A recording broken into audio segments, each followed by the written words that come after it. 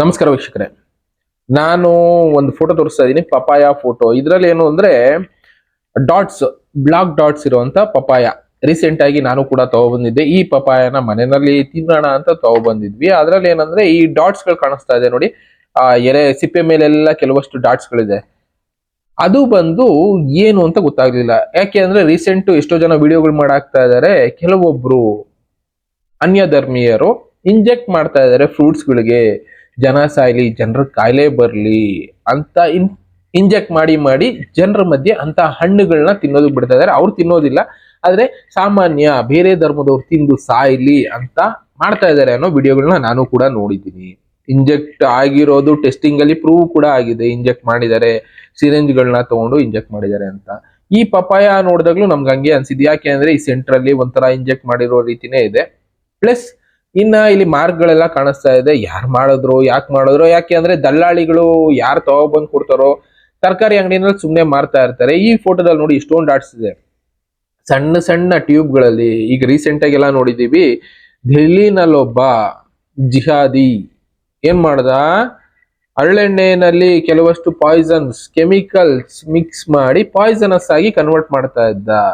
ಅದನ್ನ ಬಳಸಿದಂತವ್ರಿಗೆ ಕಾಯಿಲೆಗಳು ಬಂದು ಜನ ವಿಷ ತಿಂದಾಗೆ ಫೀಲ್ ಮಾಡಿ ಸಾಯ್ಬೇಕು, ಆ ಲೆವೆಲ್ಗೆ ತಗೊಂಡೋಗಿಟ್ಟ. ಇದನ್ನು ಕೂಡ ನೋಡಿದೀವಿ. ಈ ತರದ್ದು ಎಷ್ಟೋ ಕಡೆ ನಮ್ಮ ದೇಶದಲ್ಲಿ ಆಗ್ತಾ ಇದೆ. ಅಂದ್ರೆ ಹಿಂದೂ ಧರ್ಮದಲ್ಲಿರೋರ್ನ ಕೊಲ್ಬೇಕು ಅನ್ನೋ ಕಾರಣದಿಂದ ಕೆಲವಷ್ಟು, ಎಲ್ಲರೂ ಅಂತ ಹೇಳ್ಬಾರ್ದು ಇಲ್ಲಿ, ಯಾರೋ ಕೆಲವ್ರು ಮಾಡೋದಕ್ಕೆ ಎಲ್ಲಾರನ್ನು ಯಾಕೆ ದೂಷಣೆ ಮಾಡೋದು, ಕೆಲವರು ಈ ರೀತಿ ಕೆಲಸಗಳನ್ನ ಮಾಡ್ತಾ ಇದ್ದಾರೆ. ಅಂತದನ್ನ ತಿನ್ಲೇಬೇಡಿ ಅಂತಾನೆ ಹೇಳ್ತೀನಿ. ಯಾಕೆಂದ್ರೆ ಈ ಬ್ಲಾಕ್ ಸ್ಪಾಟ್ಸ್ ಏನಿದೆ, ಇದು ಇಂಜೆಕ್ಟ್ ಮಾಡಿರ್ಬೋದು, ಇಲ್ಲ ಬೇರೆ ಏನೋ ಆಗಿರ್ಬೋದು. ಈ ಡಾಟ್ ಡಾಟ್ ಡಾಟ್ ನಾವು ಕುಯ್ದಾದ್ಮೇಲೆ ನಮಗೂ ಗೊತ್ತಾಗಿದ್ದು ಒಳಗಡೆನು ಇದೇ ರೀತಿ ಇದೆಯಲ್ಲ. ಪ್ಲಸ್ ಮೇಲ್ಗಡೆ ಸಿಪ್ಪೆ ನೋಡೋದು ಕಾಯ್ತರ ಇದೆ, ಒಳಗಡೆ ಹೋಗಿ ನೋಡಿದ್ರೆ ಕಂಪ್ಲೀಟ್ ಆಗಿ ಹಣ್ಣು ಮೆತ್ತಗಾಗೋಗಿದೆ. ಅಂದ್ರೆ ಏನೋ ಇಂಜೆಕ್ಟ್ ಆಗಿರೋ ಹಾಗೆ ಇದೆ. ಬಿಸಾಕೋಣ, ಓಕೆ ಬಿಸಾಕ್ದೆ. ಆದ್ರೆ ಇದ್ರ ಬಗ್ಗೆ ಇನ್ನೊಂಚೂರು ಡೀಪ್ ಆಗಿ ಸ್ಟಡಿ ಮಾಡ್ತಾ ಹೋದ್ರೆ ಎ ಅಡ್ವಾನ್ಸ್ ಆಗಿದೆ, ಚಾಟ್ GPT ಅಡ್ವಾನ್ಸ್ ಆಗಿದೆ. ಅದರಲ್ಲಿ ಹೇಳ್ತಾರೆ, ನಾನು ತೋರಿಸ್ತೀನಿ ನೋಡಿ, ಈ ಪಪಾಯ ಮೇಲೆ ಈ ಡಾಟ್ಸ್ ಏನಿದೆ, ಇದು ಬಂದು ಒಂದು ಬ್ಯಾಕ್ಟೀರಿಯಾ, ಒಂದು ವೈರಸ್. ಇದು ಏನ್ ಮಾಡುತ್ತೆ, ನಾವ್ ಇದನ್ನ ತಿನ್ನೋದ್ರಿಂದ ಮನುಷ್ಯರಿಗೆ ಎಷ್ಟೋ ಕಾಯಿಲೆಗಳು ಇನ್ಕ್ಲೂಡ್ ಆಗ್ತಾ ಹೋಗುತ್ತೆ. ನಮ್ಗೆ ಗೊತ್ತಿಲ್ಲ ಅಂತದನ್ನ ನಾವು ತಿಂತಾ ಇದೀವಿ. ಈ ರೀತಿ ಡಾಟ್ಸ್ ಏನಿದೆ ಪಪಾಯ ಮೇಲೆ, ಈ ಪಪಾಯಗಳನ್ನ ತಿಂದ್ರೆ ಏನೇನ್ ಕಾಯಿಲೆ ಬರುತ್ತೆ ಅಂತಾನು ತೋರಿಸ್ತೀನಿ ನೋಡಿ. ನಾನು ಅದನ್ನೇ ಹೇಳಿದ್ದು, ತುಂಬಾ ಅಡ್ವಾನ್ಸ್ ಆಗಿದೆ. ಜಸ್ಟ್ ಈ ತರ ಡಾಟ್ಸ್ ಇರೋ ಪಪಾಯ ತಿಂದ್ರೆ ಏನಾಗುತ್ತೆ ಅಂತ ಕೊಟ್ರೆ ಅದೇ ಕೊಡುತ್ತೆ ನೋಡಿ. ಫುಡ್ ಪಾಯ್ಸನಿಂಗ್ ಆಗುತ್ತೆ, ಆಯ್ತಾ, ವಾಮಿಟಿಂಗ್ ಬರುತ್ತೆ, ಲೂಸ್ ಮೋಷನ್ ಅನ್ನೋ ಕಾಡ್ಬೋದು, ಇನ್ನ ಹೊಟ್ಟೆ ನೋವು, ಇನ್ಫೆಕ್ಷನ್ಗಳು ಕಾಡುತ್ತೆ. ಪ್ಲಸ್ ಇದು ಫಂಗಸ್ ರಿಲೇಟೆಡ್ ಏನಾದ್ರೂ ಆಗಿದ್ರೆ, ಅಂದ್ರೆ ನ್ಯಾಚುರಲ್ ಆಗಿ ಬ್ಯಾಕ್ಟೀರಿಯಾಗಳಿಂದ ಇಲ್ಲ ಅನಿಮಲ್ಸ್ ತಿಂದು ಅದರಿಂದ ಏನೋ ಹರಡಿರೋ ಕಾಯಿಲೆ ಆಗಿದ್ರೆ ತಲೆನೋವುಗಳು, ಡಿಸಿನೆಸ್, ಬಾಡಿ ವೀಕ್ ಆಗೋದು, ಇನ್ನ ಲಿವರ್ಗೆ ಸ್ಟ್ರೆಸ್ ಆಗಿ ಕೆಲವಷ್ಟು ಸಲ ಫೇಲ್ಯೂರ್ ಆಗೋ ಚಾನ್ಸಸ್ ಬರಬಹುದು. ಆದಷ್ಟು ಇದನ್ನ ತಿನ್ಲೇಬೇಡಿ ಅಂತಾನೆ ಎಲ್ಲರಿಗೂ ಕೇಳ್ಕೊಳ್ತೀನಿ. ಯಾಕೆ ಅಂದ್ರೆ ಇಮ್ಯುನಿಟಿ ಅನ್ನೋ ವೀಕ್ ಆಗಿರೋರಿಗೆ, ಇನ್ನ ಮಕ್ಳುಗಳಿಗೆ, ಪ್ರೆಗ್ನೆಂಟ್ಗಳಿಗೆ ಎಲ್ಲರಿಗೂ ಕೊಟ್ರೆ ಮೇಜರ್ ಆಗಿ ಈಸಿಯಾಗಿ ಅಟ್ಯಾಕ್ ಆಗ್ಬಿಡುತ್ತೆ ಅಂತಾನೆ ಹೇಳ್ತಾ ಇದಾರೆ. ಅದನ್ನೇ ಇಲ್ಲೂ ಕೊಡ್ತಾ ಇರೋದು. ಇದು ಸ್ವೀಟು ಇರೋದಿಲ್ಲ ತಿನ್ನೋದಕ್ಕೆ, ಟೇಸ್ಟು ಕೊಡೋದಿಲ್ಲ. ಆದ್ರೆ ಏನೋ ಪಪಾಯ ತಂದ್ಬಿಡಿದೀವಲ್ಲ ದುಡ್ಡು ಕೊಟ್ಟು ಅಂತ ತಿಂತೀವಿ. ಈ ಪಪಾಯ ಇವತ್ತು ಎಲ್ಲಾ ಕಡೆ ಮಾರಾಟ ಮಾಡ್ತಾ ಇದ್ದಾರೆ. ಇದು ಇಂಜೆಕ್ಟೆಡ್ ಇಲ್ಲ ನ್ಯಾಚುರಲಿ ಫಂಗಸ್ ಇಂದ ಆಗಿರೋದು, ಇಲ್ಲ ಒಂದು ವೈರಸ್ ಇಂದ ಆಗಿರೋದು. ಯಾಕೆ ಅಂದ್ರೆ ತುಂಬಾ ಸ್ಟಡಿಗಳು ಇದ್ರ ಬಗ್ಗೆನೂ ನಡೆದಿದೆ. ಕ್ಲಿನಿಕ್ ಸರ್ಚ್ ಅಂತಾನೆ ಒಂದು ಡೀಟೇಲ್ಸ್ ಇದೆ. ನೀವು ಅಲ್ಲಿ ಹೋಗ್ಬಿಟ್ಟು ಆ ಫೋಟೋ, ಅಂದ್ರೆ ನಾವು ಪಪಾಯ ತಗೊಬಂದಿರ್ತೀವಲ್ಲ, ಆ ಫೋಟೋದ ಹಾಕಿದ್ರೆ ಸಾಕು, ಅದ್ರ ಬಗ್ಗೆ ರಿಲೇಟೆಡ್ ಒಂದು ಆರ್ಟಿಕಲ್ ಬರುತ್ತೆ. ಈ ಆರ್ಟಿಕಲ್ ಅಲ್ಲಿ ಇಂಟ್ರೊಡಕ್ಷನ್ ಸಮೇತ ಕೊಡ್ತಾ ಹೋಗ್ತಾರೆ. ಇದು ಸುಮಾರು 7,000 ಗಿಡಗಳಲ್ಲಿ ಕಾಯಿಲೆ ಅನ್ನೋದು ಕಾಣಿಸ್ಕೊಂಡಿತ್ತು 2008ರಲ್ಲಿ. ಅವಾಗಿಂದ ಟೆಸ್ಟ್ ಮಾಡ್ಕೊಂಡು ಬಂದಾಗ ಎಷ್ಟೋ ವೈರಸ್ಗಳು ಇದ್ರಲ್ಲಿದೆ ಅಂತ ಅವರು ಕಂಡಿಡ್ಕೊಂಡ್ರು. ಸುಮಾರು 7,000 8,000 ಗಿಡಗಳ ಪರೀಕ್ಷೆ ಮಾಡಾದ್ಮೇಲೆ ಮನುಷ್ಯರಲ್ಲೂ ಈ ಕಾಯಿಲೆಗಳು ಕಾಣಿಸ್ಕೊಳ್ತು. ಮನುಷ್ಯರಿಂದ ರಿವರ್ಸ್ ಇಂಜಿನಿಯರಿಂಗ್ ಅಂತಾರಲ್ಲ, ಅವರ ಸ್ಟೂಲ್ ಇಂದ ಅದನ್ನ ಸ್ಟಡಿ ಮಾಡ್ತಾ ಹೋದಾಗ ಇದು ಪಪಾಯ ತಿಂದಿದ್ರಿಂದ ಬಂತು ಅಂತ ಗೊತ್ತಾಯ್ತು.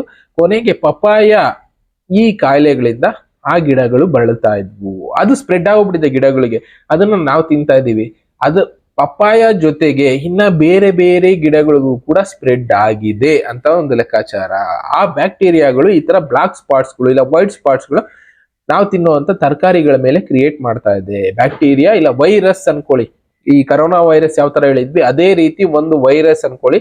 ಈ ರೀತಿ ಪಪ್ಪಾಯ ಆಗ್ಬೋದು ಇಲ್ಲ ಬೇರೆ ವೆಜಿಟೇಬಲ್ಸ್ ಆಗ್ಬೋದು ನಾವು ತಂದು ತಿಂದ್ರೆ, ಈಗ ತೋರಿಸ್ತಾರೆ ನೋಡಿ ವೈರಸ್ ನೇಮ್ಗಳು ತುಂಬಾ ಇದೆ.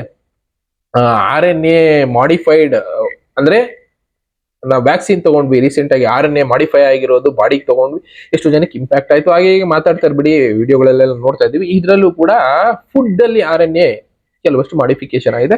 ಪ್ಲಸ್ ಅದರಿಂದ ಎಷ್ಟೋ ವೈರಸ್ಗಳು ಕ್ರಿಯೇಟ್ ಆಗಿರುತ್ತಲ್ಲ, ಆ ವೈರಸ್ಗಳು ಇದರಲ್ಲಿ ಉಳ್ಕೊಂಡಿರುತ್ತೆ. ಯಾವ್ದ್ರಲ್ಲಿ ನಾವು ತಿನ್ನುವಂತ ಪಪ್ಪಾಯ ಇನ್ನ ಬೇರೆ ಬೇರೆ ವೆಜಿಟೇಬಲ್ಸ್, ಅದರಲ್ಲಿ ಈ ವೈರಸ್ಗಳು ಕೆಲಸ ಮಾಡ್ತಾ ಇರುತ್ತೆ. ಅದನ್ನ ನಾವು ತಿಂದ್ರೆ, ನಾರ್ಮಲ್ ಆಗಿ ಫ್ರೂಟ್ಸ್ಗಳನ್ನ ಯಾರು ಕೂಡ ಬೇಯಿಸೋದಕ್ಕೆ ಹೋಗೋದಿಲ್ಲ. ಬೇರೆ ತರಕಾರಿಗಳು ಅಂದ್ರೆ ಬೇಯಿಸ್ಕೊಂಡಾದ್ರೂ ತಿನ್ಬಿಡ್ತೀವಿ, ಆದ್ರೆ ಫ್ರೂಟ್ಸ್ಗಳನ್ನ ಯಾರು ಬೇಯಿಸೋದಿಲ್ಲ, ಹಾಗೆ ಹಸಿಯಾಗಿ ತಿಂತೀವಿ. ಅದನ್ನೆಲ್ಲ ತಿನ್ನೋದ್ರಿಂದ ಕಾಣಿಸ್ತಾ ಇರ್ಬೋದು, ನಾನು ತೋರಿಸ್ತಾ ಇದ್ದೀನಿ, ಇದೆಲ್ಲಾ ಕಾಯಿಲೆಗಳಿಗೆ ಕಾರಣ ಆಗುತ್ತೆ. ಇಷ್ಟೊಂದು ರೀತಿ ವೈರಸ್ಗಳು ಇದರಲ್ಲಿ ಇದೆ. ವೈರಸ್ಗಳು ತೋರಿಸ್ತಾರೆ ನೋಡಿ, measles virus, small pox virus, influenza virus, ಇದ ಕೆಲವಷ್ಟು ಭಾಗ ಈ ಪ್ಲಾಂಟ್ ಗಳಿಂದ ಹರಡ್ತಾ ಇದೆ. ಅದನ್ನ ಹೇಳಿದ್ದು plant virus detected in human, ಅಂದ್ರೆ ಈ ಗಿಡಗಳಿಂದ, ಮರಗಳಿಂದ, ಹಣ್ಣುಗಳು ನಾವು ತಿಂತಾ ಇದೀವಲ್ಲ ಅಂತದ್ದೆಲ್ಲ ಹರಡ್ತಾ ಇದೆ ಮನುಷ್ಯರಿಗೆ.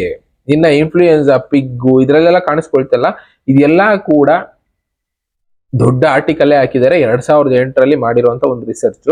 ಅವ್ರು ಹೇಳ್ತಾ ಇರೋದಿಷ್ಟೇ, ಯಾವುದೇ ಆಗ್ಲಿ ತಿನ್ನೋದಕ್ಕೆ ಮುಂಚೆ ಹುಷಾರು. ಒಂದ್ ಕಡೆ ಈ ಜಿಹಾದಿಗಳ ಭಯ, ತಿನ್ಬೇಕಾ ಬೇಡವಾ, ಜನರನ್ನ ಕೊಲ್ಬೇಕು ಅಂತ ಏನೇನೋ ಮಾಡ್ತಾ ಇದ್ದಾರೆ. ಈ ರೀತಿ ಹಣ್ಣುಗಳ ಮೇಲೆ ವಿಷಾನ ಹಾಕಿ, ಇದು ಅಂತ ಅಲ್ಲ, ನಾನು ರೀಸೆಂಟ್ ಆಗಿ ಇನ್ನೊಂದು ವಿಡಿಯೋ ನೋಡಿದೆ, ಆ ವಿಡಿಯೋ ಎಲ್ಲ ಡಿಲೀಟ್ ಆಗಿದೆ ನಂತರ. ಬಟ್ ಆಪಲ್ಗಳು ತೊಳಿದೇ ತಿಂತೀವಿ, ಆ ಸಿಪ್ಪೆನೆ ಸಮೇತ ಹಾಗೆ ಕಚ್ಕೊಂಡು ತಿಂತೀವಿ. ಎಲ್ಲೋ ಹೋಗಿರ್ತೀವಿ ಮಾರ್ಕೆಟ್, ಅಲ್ಲಿ ಇಲ್ಲಿ ತುಂಬಾ ಹೊಟ್ಟೆ ಎಸಿತು, ಸಡನ್ ಆಗಿ ಏನೋ ಬೇಕು, ಆಪಲ್ ತಗೊಳ್ತೀವೋ ಇಲ್ಲ ದ್ರಾಕ್ಷಿ ತಗೊಳ್ತೀವೋ, ಅದನ್ನ ಕಂಪ್ಲೀಟ್ ಆಗಿ ಹಾಗೆ ತಿಳ್ಕೊಳ್ತೀವಿ. ಆದ್ರೆ ಅದ್ರ ಮೇಲೆ ಎಲ್ಲ ಪಾಯ್ಸನಸ್ ಕಂಟೆಂಟ್ ನ ಸ್ಪ್ರೇ ಮಾಡಿರ್ತಾರೆ. ಅದು ಸಡನ್ ಆಗಿ ಇಂಪ್ಯಾಕ್ಟ್ ಆಗೋದಿಲ್ಲ, ಪಾಯ್ಸನ್ ರೀತಿ ಸ್ಲೋ ಪಾಯ್ಸನ್ ಆಗಿ ವರ್ಕ್ ಮಾಡುತ್ತೆ. ಅಂದ್ರೆ ಅದು ನಮ್ಮ ದೇಹ ಸೇರಿ ಅಂಗಾಂಗಗಳನ್ನ ವೀಕ್ ಮಾಡ್ತಾ ಹೋಗುತ್ತೆ, ಯಾವುದೋ ಒಂದು ಅಂಗಕ್ಕೆ ಇಂಪ್ಯಾಕ್ಟ್ ಮಾಡುತ್ತೆ. ಅಂದ್ರೆ ನಾವು ಕಾಯಿಲೆಯಿಂದ ಬಳಲಿ ವೀಕ್ ಆಗ್ತೀವಿ ಅಂತ ಲೆವೆಲ್ಗೆ ನಾವೇ ಕಾರಣ ಆಗ್ತಾ ಇದೀವಿ. ಬೇಡ, ನಾವು ತಿನ್ಲಿಲ್ಲ ಗುರು, ಏನೋ ಉಳಿದಿತ್ತು ಮಾರ್ಕೆಟ್ ಅಲ್ಲಿ ಬಂದ್ವಿ, ನಮ್ಮ ಮನೇಲಿರೋ ಹಸುಗ್ ಹಾಕಿದ್ವಿ, ಹಸು ತಿಂತು ಹಾಲು ಕೊಡ್ತು, ಹಾಲನ್ನ ಕುಡಿದಂತ ಮಕ್ಳಿಗೂ ಈ ವೈರಸ್ ಸ್ಪ್ರೆಡ್ ಆಗೋ ಚಾನ್ಸಸ್ ಇರುತ್ತೆ. ಇವಾಗ ನೋಡ್ತಾ ಇದೀವಿ, ಮೊಟ್ಟೆಯಿಂದ ಕ್ಯಾನ್ಸರ್ ಬಂತು ನೋಡಿದ್ವಿ. ಈಗ ಅದೇ ರೀತಿ ಈ ಪಪಾಯಗಳು ತಿನ್ನೋದ್ರಿಂದ ಕಾಯಿಲೆಗಳು ಬರುತ್ತೆ. ಕಾಯಿಲೆಗಳ ಬಗ್ಗೆ ನಾನು ಮೊದಲೇ ಹೇಳಿದೆ, ವಾಮಿಟಿಂಗು ಸ್ಟಾರ್ಟಿಂಗ್ ಅಲ್ಲಿ ಸಣ್ಣದಾಗಿ ಶುರು ಆಗೋದು, ಪಪಾಯ ತಿಂತಾ ಇದ್ದಂಗೆ ಹೊಟ್ಟೆ ನೋವು, ಲೂಸ್ ಮೋಷನ್, ಕೋಲ್ಡ್, ತಲೆನೋವು, ಈ ತರದೆಲ್ಲ ಶುರು ಆಗ್ತಾ ಹೋಗುತ್ತೆ. ಜಾಸ್ತಿಯಾಗಿ ರಿಪೀಟೆಡ್ಲಿ ತಿಂತಾ ಇದ್ರೆ ಇನ್ನ ಮೇಜರ್ ಇಂಪ್ಯಾಕ್ಟ್ ಆಗ್ಬೋದು. ಇದು ಒಂದು ಪಾಯ್ಸನ್ ಬೇಕು ಅಂತ ಇಂಜೆಕ್ಟ್ ಮಾಡಿರೋದಾಗಿರ್ಬೋದು, ಸೆಕೆಂಡು ಇಲ್ಲ ಬ್ಯಾಕ್ಟೀರಿಯಾ ಆಗಿರಬಹುದು, ಅಂದ್ರೆ ನ್ಯಾಚುರಲ್ ಆಗಿ ಬಂದಿರುವಂತ ಯಾವುದೋ ಒಂದು ವೈರಸ್. ಒಟ್ನಲ್ಲಿ ಇನ್ಮೇಲೆ ಅಂಗಡಿಯಿಂದ ತಂದು ಯಾವುದೇ ಆಗ್ಲಿ ತಿನ್ನೋದಕ್ಕೆ ಮುಂಚೆ ನ್ಯಾಚುರಲ್ ಗಿಂತ ಏನೋ ಡಿಫ್ರೆಂಟ್ ಆಗಿ ಕಾಣಿಸ್ತಾ ಇದೆ ಅಂದ್ರೆ ಒಂದು ಸಲ ಯೋಚನೆ ಮಾಡಿ, ತಿನ್ಬೇಕಾ ಬೇಡವಾ. ತಿಂದ್ರೆ ನಿಮ್ಮ ಆರೋಗ್ಯ ನೀವೇ ಹಾಳು ಮಾಡ್ಕೊಳ್ತೀರಾ. ಇದು ಜಿಹಾದಿಗಳ ಕೆಲಸ ಆಗಿರ್ಬೋದು ಇಲ್ಲ ನ್ಯಾಚುರಲ್ ವೈರಸ್ಗಳ ಕೆಲಸ ಆಗಿರ್ಬೋದು. ಒಟ್ಟಲ್ಲಿ ಪಪಾಯ ತಿನ್ನೋದಕ್ಕೆ ಮುಂಚೆ ಹುಷಾರ್ ಅಂತ ಅಷ್ಟೇ ಹೇಳೋದಕ್ಕೆ ಇಷ್ಟಪಡ್ತೀನಿ. ನಾವು ತಂದಿದ್ದನ್ನ ಹಾಗೆ ಬಿಸಾಕೋದು ಅಷ್ಟೇ, ಏನ್ ಮಾಡೋದಕ್ಕಾಗೋದಿಲ್ಲ. ಕೆಲವೊಂದ್ಸಲ ಆರೋಗ್ಯ ಇಂಪಾರ್ಟೆಂಟ್ ಅಂದ್ರೆ ಯೋಚನೆ ಮಾಡ್ಲೇಬೇಕು. ನಿಮ್ ಸುತ್ತಮುತ್ತ ಈ ತರ ಯಾರಾದ್ರೂ ಮಾಡ್ತಾ ಇದ್ರೆ ದಯವಿಟ್ಟು ಅಂತವ್ರನ್ನ ಹಿಡ್ಕೊಡೋ ಕೆಲಸ ಮಾಡಿ. ಜೊತೆಗೆ ಕಾಯಿಲೆ ಬಿದ್ದಿರುವಂತ ಯಾವುದೇ ಫ್ರೂಟ್ಸ್ ನ ಪ್ಲಸ್ ತರಕಾರಿಗಳನ್ನ ತಿನ್ನೋದಕ್ಕೆ ಹೋಗ್ಬೇಡಿ, ಯಾರಿಗೂ ತಿನ್ನಿಸ್ಬೇಡಿ. ಬೇರೆ ಬೇರೆ ವಿಷಯಗಳ ಜೊತೆ ನಾನು ಮತ್ತೆ ಸಿಗ್ತೀನಿ. Thank you, good bye.